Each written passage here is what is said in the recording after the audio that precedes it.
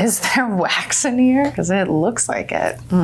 Hi everybody and welcome back. Today we are talking about memorial diamonds and also talking a little bit about why I keep showing up here in your feed with wine talking about grief. My name is Tracy and I work over at a company called Eterneva, which makes memorial diamonds. Every Thursday we produce videos where I drink some wine and try to tell everybody what notes I taste in it. Historically, really bad at it. Subscribe though if you like those kind of videos. We also talk about grief and really work on trying to destigmatize just conversations about grief in general, because it is something 100% of us will experience. I'm gonna try to tell you the notes in this wine called Donkey and Goat is like sticking up here at the top. Ooh, that is not nice.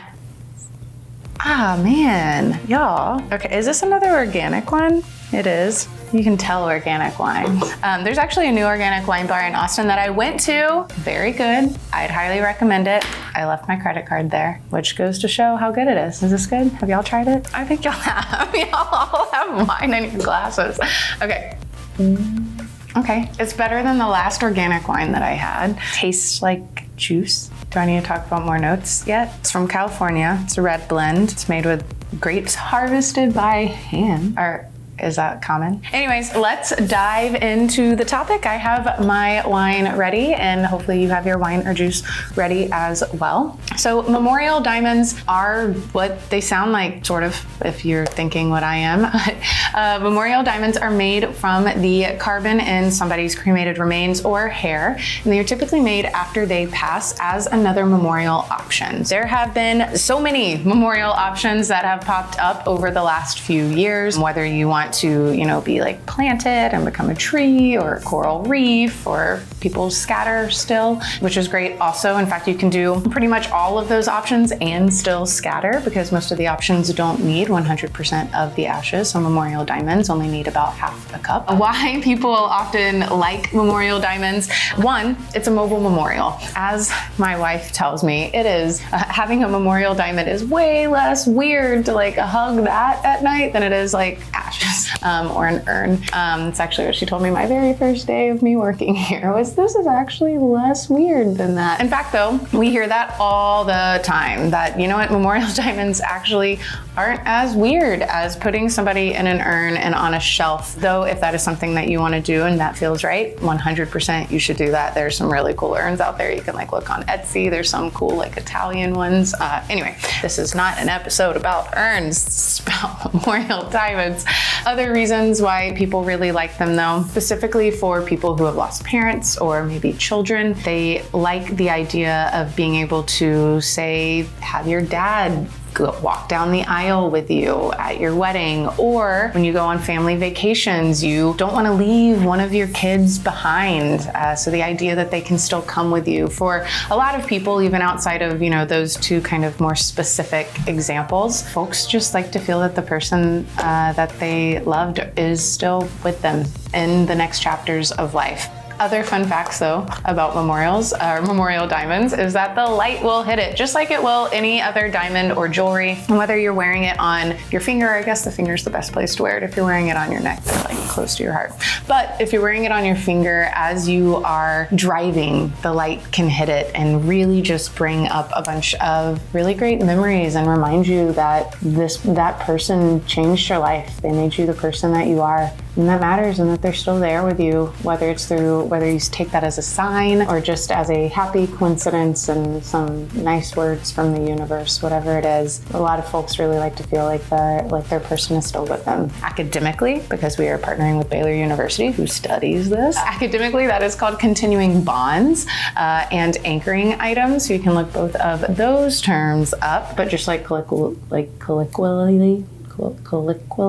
colloquially, We just say they're still with you. Okay, so another fun fact. Plato and the ancient Greeks actually described diamonds as living beings, as celestial beings. So this whole idea is not new. In fact, even memorial jewelry in general is not a new idea. It was very, very popular in Europe. It's very popular in South Korea. It's just not something that is often practiced here in the United States, but boy, is that changing really, really quickly, especially as cremation rates in the United States rise.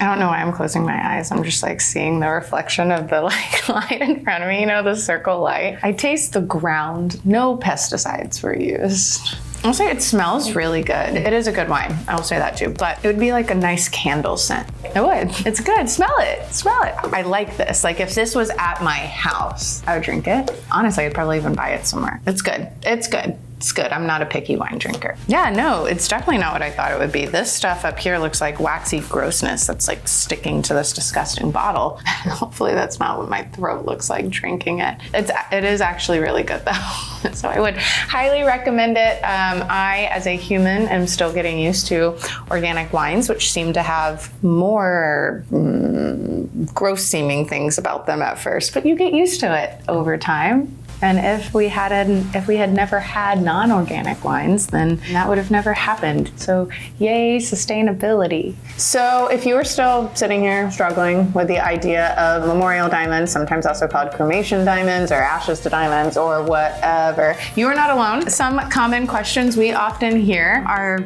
honestly not questions at all. Like, ooh, gross, that's creepy. It's not. 100% of us are going to die, and something has to be done either with your body or if you choose to be cremated. Other actual questions that we hear are things like, how much of my loved one is in this diamond? Fantastic question. The diamond itself is not 100% the ashes or the carbon from the ashes of your loved one. That is because there are quite a few impurities existing in biocarbon that regular carbon, non-biocarbon, just plain and simple doesn't have. So in order to grow a 1 carat diamond, in order to hit really high qualities, which we promise really high qualities, guarantee really high qualities, like the diamond cannot be made all of biocarbon.